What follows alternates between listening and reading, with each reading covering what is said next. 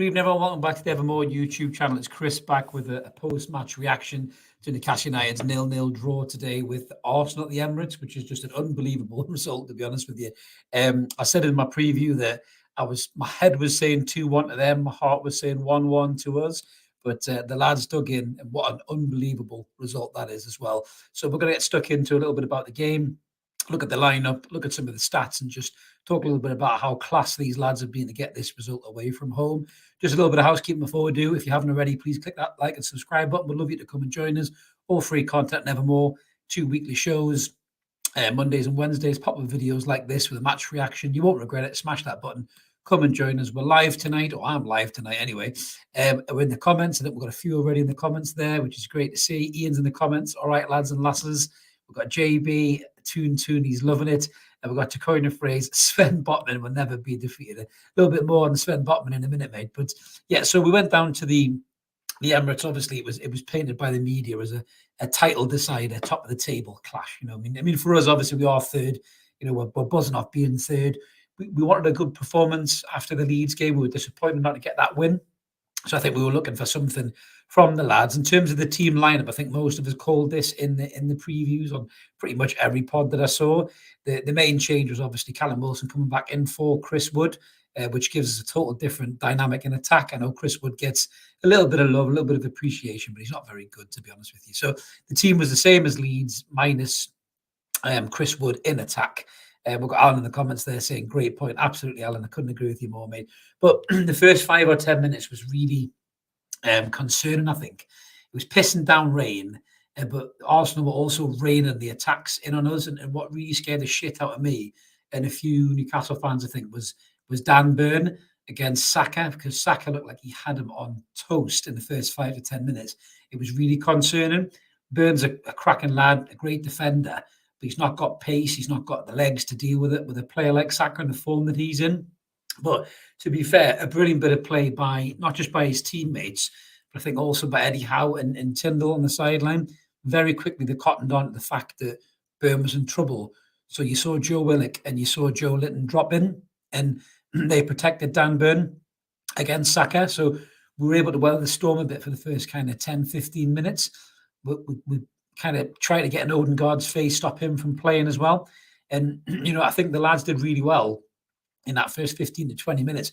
After about the 20-minute mark, it started to peter out a little bit. Even Gary Neville said it in the commentary. You know, and he said that the game was kind of getting a bit, I wouldn't say stale, but it was just calming down a little bit. And we stopped that relentless pressing from Arsenal to start with. We could have been 2 or 3-0 down. I think Steve Bruce's Newcastle would have been 2 or 3-0 down. So it just goes to show you how class the defensive shape is in this side. Williams saying there's everyone, and he got a 5-card ban without getting on the pitch. Lascelles, oh my God, I'll get onto that in a minute, William. I couldn't believe that.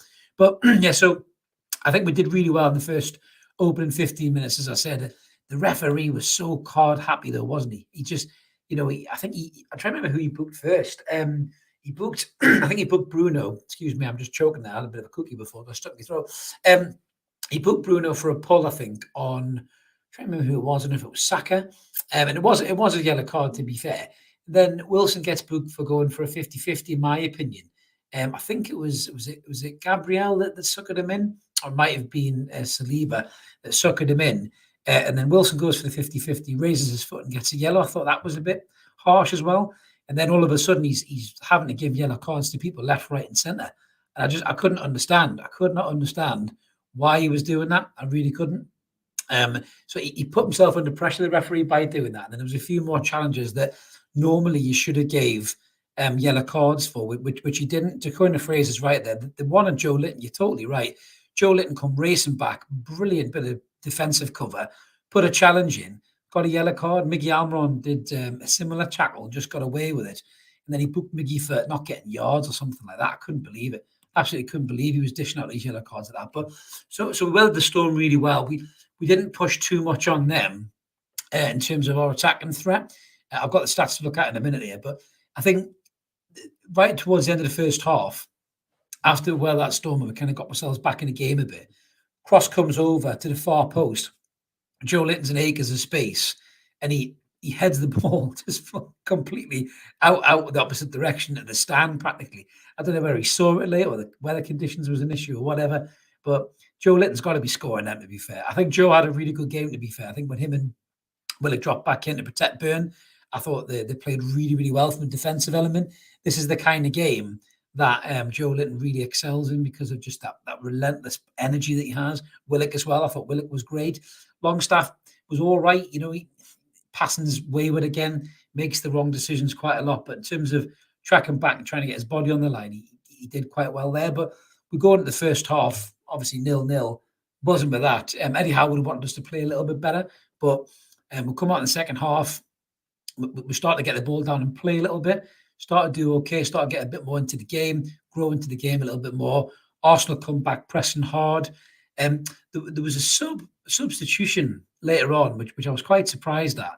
They took off. Well, Eddie Howe took off Wilson and Almiron probably about 20 odd minutes to go, which I can't believe he did that. And whether he's just got one eye on the cup or whatever. I know Wilson's just come back from an illness, so possibly Wilson was struggling a bit. I think already in our chat group said that Eddie Howe told Wilson to stop pressing because he was burning himself out. But yeah, I was disappointed to see Wood and Murphy come on because it took away any real attacking threat. Even Gary Neville said that in the commentary as well, to be fair. But listen, the lads dug in, towards the end. I think Pope makes a great save from Nketiah. They screamed for a ridiculous handball. It was never a handball whatsoever. I can see some of the comments coming in here about the Arsenal manager as well, which is unbelievable. I mean, Mark's jumping straight in there. Amazed that the ref didn't give Arsenal a pen for Joe's challenge on Saka when he put it out for the corner. And then also, I think there's some comments about Arteta there as well. Yeah, Arteta's an embarrassment to the league. He's done brilliant with the Arsenal side, but his antics on the sideline was shocking. There's a few more about Arteta as well. Paul saying he takes after Pep. Ian saying as well, Arteta should get his fucking nappy changed, petulant little baby. I thought Eddie was going to flatten him. That was interesting, actually. Eddie Howe, we saw a very different side of Eddie Howe. Eddie Howe kind of came out of that kind of mild-mannered reporter stance, didn't he? He looked like he was going to stick one on Arteta, which I thought was absolutely class, to be honest with you. Tommy's saying again, he's trying to copy Pep a little bit, but I thought the referee lost total control of the game. At one point, he was booking people left, right, and centre. He didn't know what to do. He was bottling decisions. He was worrying about it. I mean, he went to VAR with the pen. Obviously, the pen never happened, but he should have sent Arteta at the stands. I mean, Jurgen Klopp's been getting away with this for fucking years, hasn't he? But when you start acting like that as a manager, your antics are totally out of control. He was screaming at the fourth official. He was in the face. I think it was Gabriel tried to shove Willock off when he was clearly fucked. He went down with cramp. He couldn't get up for about 10 minutes. And I totally agree with what you're saying there, Ian. He was out of his depth completely. The Premier League, for me, need to do investigations on these referees because Gary Neville even called them emotional in the commentary, and I think he was emotional. He was whacking yellow cards out left, right, and centre. King of the Dead saying he thinks he's Pep. He does think he's Pep, mate. Yeah, Pep Guardiola with sprayed on hair or Lego hair. But yeah, I think the referee really did just not have the minerals for this game. He didn't have any authority on the game. Couldn't control that fucking idiot on the sideline in Arteta. He couldn't control the game itself. There was a couple of tackles Xhaka did as well. I thought he was getting a little bit reckless, a little bit out of control. He was necessarily shoving Trippier quite a lot, leaving the shoves in on him. So he was letting the game get out of control a little bit. But overall, I mean, it's an unbelievable point really away from home. I mean, getting a draw at the Emirates, and maybe being unlucky not to get more, to be fair. Just shows you how far they've come. Tommy's saying that he's surprised he didn't break out the twice. Yeah, absolutely. But Arteta was just a joke, to be honest with you. He really, really was. But in terms of the statistics of the game, so Mark's bashed this up here, as you can see. So the green is where we've obviously Arsenal have outscored us, and the green is where we've outscored Arsenal. So you can see that the big chances have really fell to us. I suppose Joe Litton's one is one. I think Almiron's is another. We've got the two big chances. Our passing's been right up there. Crossing as well. We had loads of crosses coming in. The recoveries, the duels, the tackles, one in particular, and the interceptions. We were second to none on that. Absolutely. Obviously, whacked a few fouls and got a few yellow cards. I mean, this game had 9 yellow cards, which was incredible. Really, it was never a 9 yellow card game. The ref just totally lost the plot completely. Possession-wise, you can see there. I think Arsenal obviously had more possession than we did. and the pass completion, they had a little bit more than the pass completion as well. But, you know, these are the kind of games that in the past we'd have completely bottled these games. Those first 5 or 10 minutes that I think, you know, these teams come out on the front foot and they go at you hammer and tong under your Bruces, your Carvers, even your Pardew's to an extent. We would have folded, absolutely folded. McLaren's, we would have folded completely because we weren't set out defensively strong enough like we are now. That back line is absolutely incredible. It really, really is. I mean, man of the match for me was Sven Botman. I thought he was just colossal. I thought it was unbelievable. I mean, this he's 22 years old or something, and he's hands down one of the best centre halves in Europe. I mean, you know, Virgil van Dijk, people have been saying this about his legs going since he's come back from injury. I mean, if Holland can't take this kid to the World Cup, then, you know, they must have the best centre halves in the world, as Mark would say. And they clearly don't after watching the World Cup. But this kid's just absolutely phenomenal. He seems to get better week in, week out. You know, I think he's going to be a future Newcastle captain. I think he'll be a future Dutch captain. And I'm so glad that he plays for us. Fabian Schär looked good as well. Loves to go to the ground and hold his head and waste a bit of time, though, does old Fabi.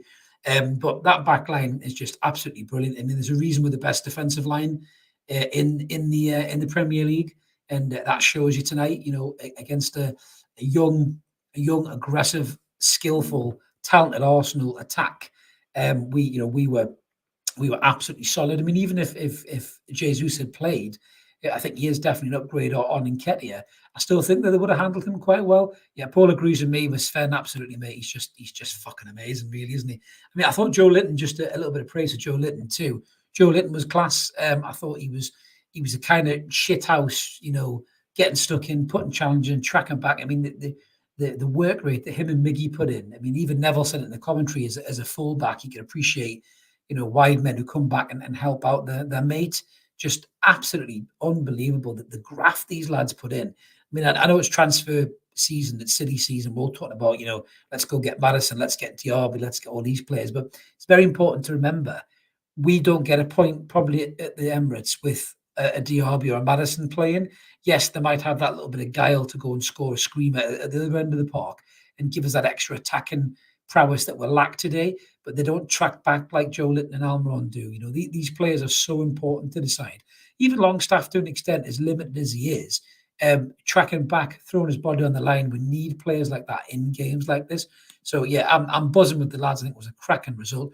Williams saying that if the banging 3 quality signs, we're finishing top 4, wing, centre, defensive, midfield, and left back. Well, the left back one is interesting. I think we got away with one tonight with left back, William. I know you've been in the comments a lot about left backs, and I do agree with you, mate. But in a game like that, I think you need a proper left back. You need somebody who can go forward and back, who's got a bit of pace, a little bit of positional sense, a little bit of something about them. And I think if we had that against Saka, he doesn't get that early change against Dan Burn. You know, yes, there was cover there in the end, but you're effectively taking almost 2 or 3 players out back to cover your left back's arse, really, one of the better word. And I don't think you can do that going forward. I think you need to think of a plan B. You need to start looking at that position as a priority position. I don't think we'll address it in this January transfer window unless somebody unbelievable comes available. I don't think we'll go get a left back. So I think Eddie Howe wants the midfield sorted. He wants maybe a little bit more of an attacking threat up there. You know, we left it late for Maxi to come on, but this wasn't a Maxi game for me. I don't think Maxi would have been the right call at 70-minute mark. We might have got caught on the break and maybe got beat at the end of it. So I think holding Maxi back for as long as we did until Willock's body broke down, I think was the smartest thing to do.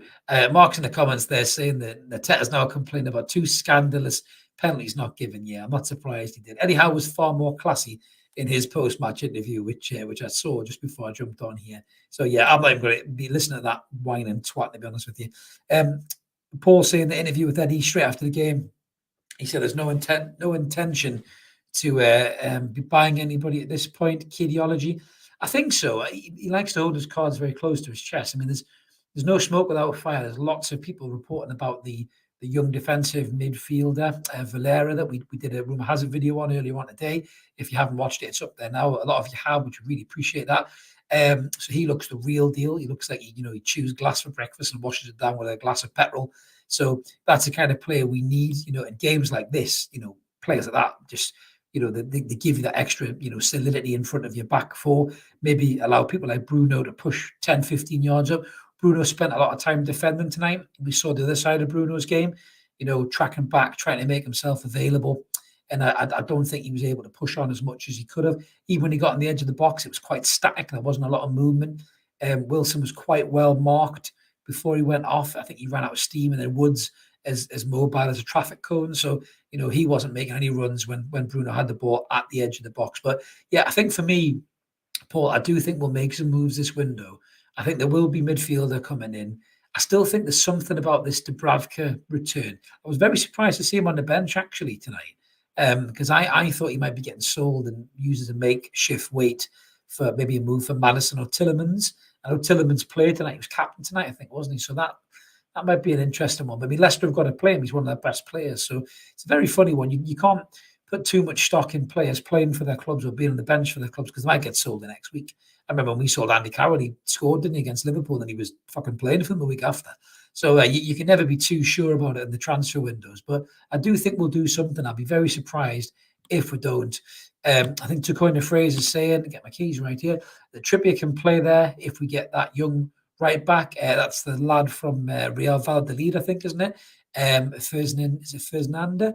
He looks good. He looks tidy, fast, very, very skillful as well. Then obviously there's the young boy from West Ham, Harrison Ashby as well, who's a free transfer, I think. So that is something that we'll probably be keeping an eye on as well.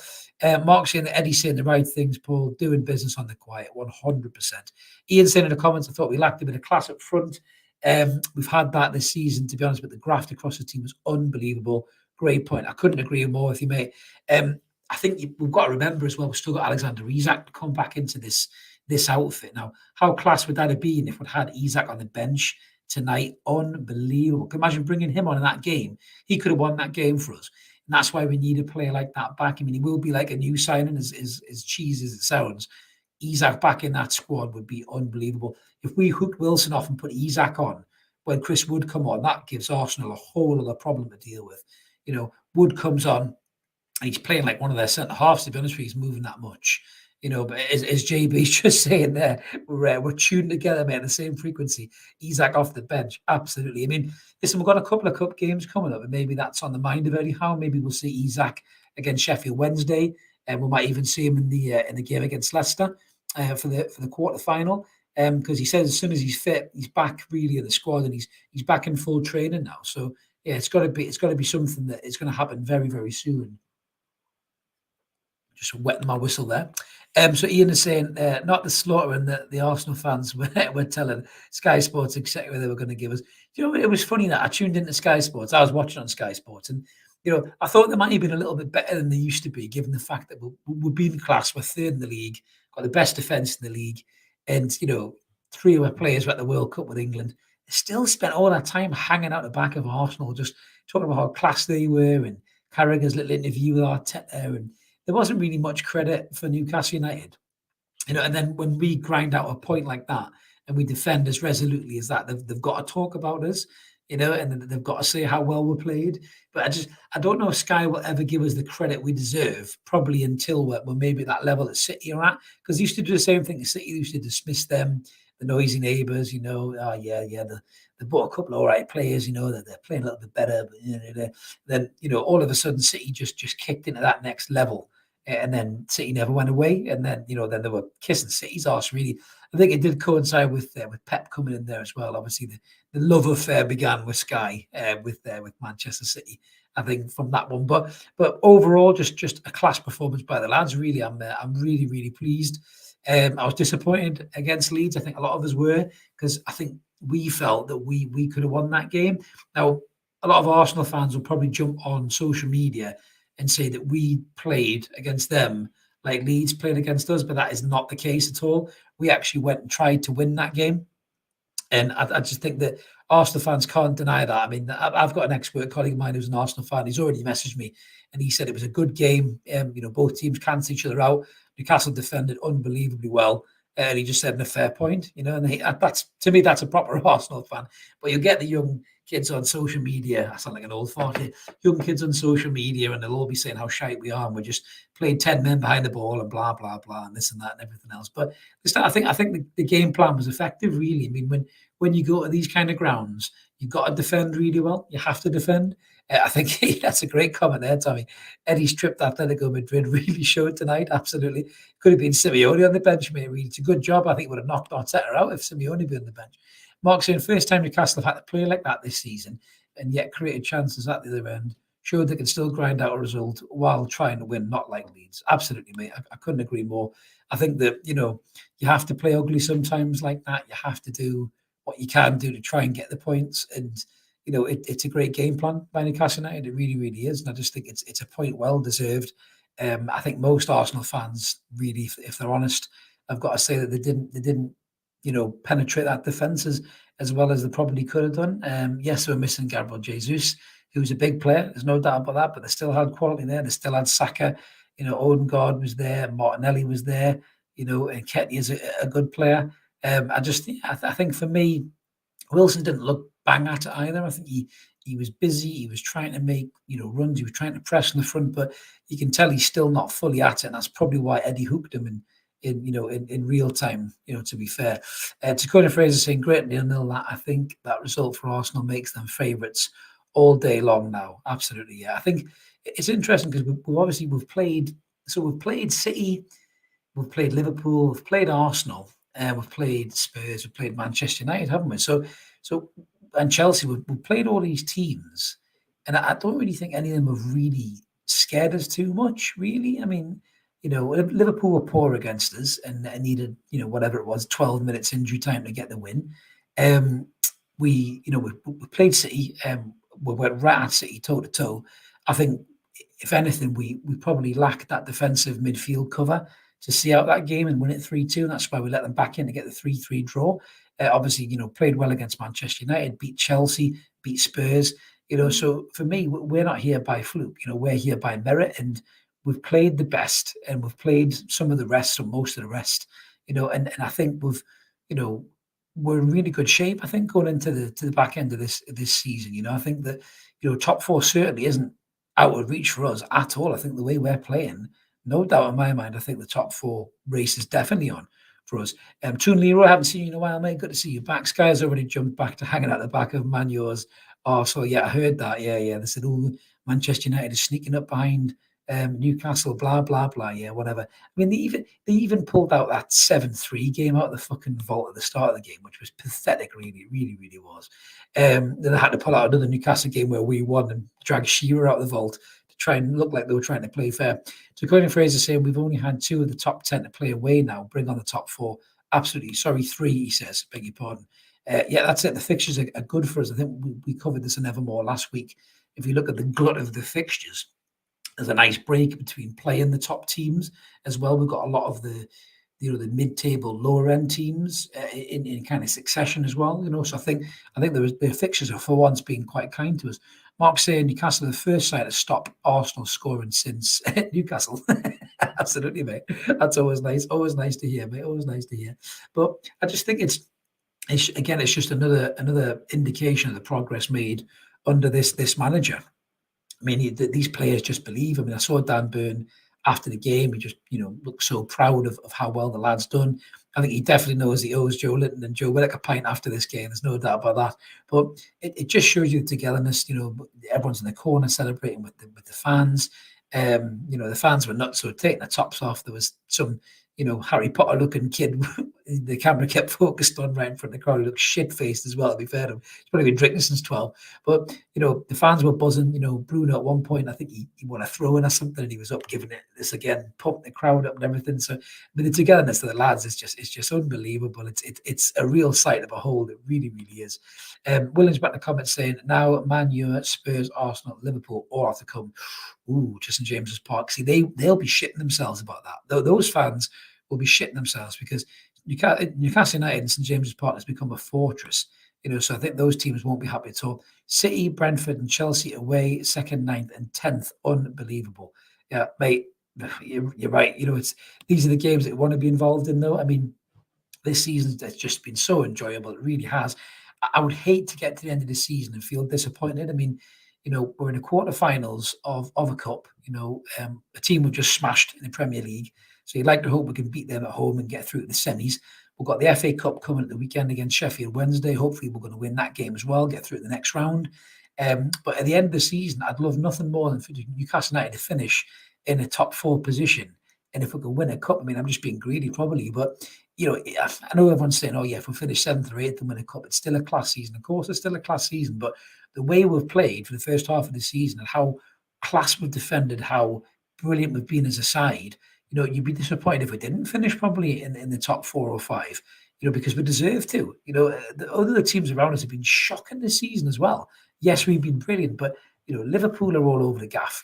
Chelsea are all over the gaff. Spurs still rely on Harry Kane and Son. Without them two, they're fucked.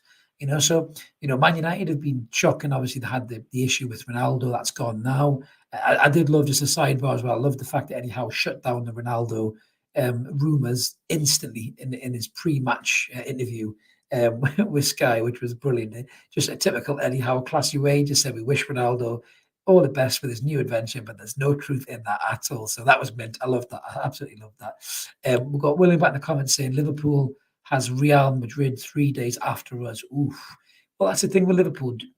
Do they put more effort into winning the Champions League because they think they might struggle to get in the top 4? So, the best chance of getting in the Champions League is to win it. Do the winners of the Champions League still get a Champions League spot next season? I don't know if they pulled that. I can't remember. Maybe I've just dreamt that up, but I couldn't remember if they pulled that or not. Just let us know in the comments, guys, if that's true or not. But yeah, I mean, that's the good thing about Newcastle United. I think Pep Guardiola said this ages ago. He said that, imagine that team with no European football. He said they're in the picture. And that was months ago. That was after we played them at St James's Park. And he said how class we were. He was very complimentary about us. He's got a soft spot for us as Pep, I think, because of his time with Bobby as well. But, he sees the potential there. He knows how big Newcastle United can be. Eddie Howe's done an unbelievable job. He's got all the respect of these managers.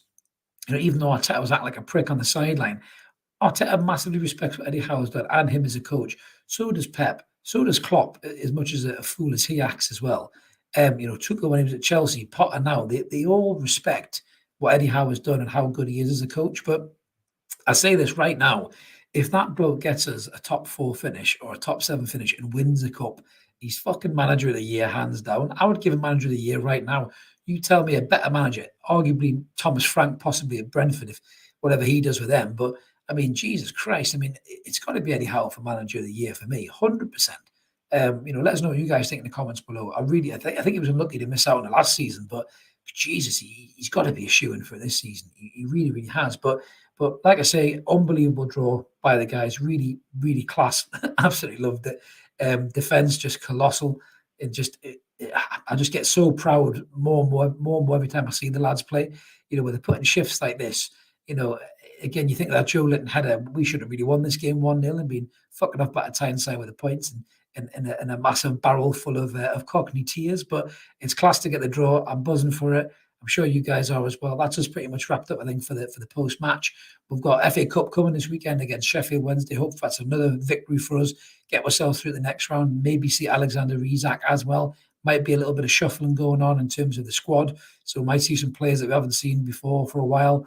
And then we'll get a clear indication about players who will or won't be sold possibly as well, because they might not want to tie them depending on who they are. But yeah, absolutely class. What a result, 0-0. Newcastle stay in the top 4. We're another point of the good. So long may it continue. So this is Chris going to sign off.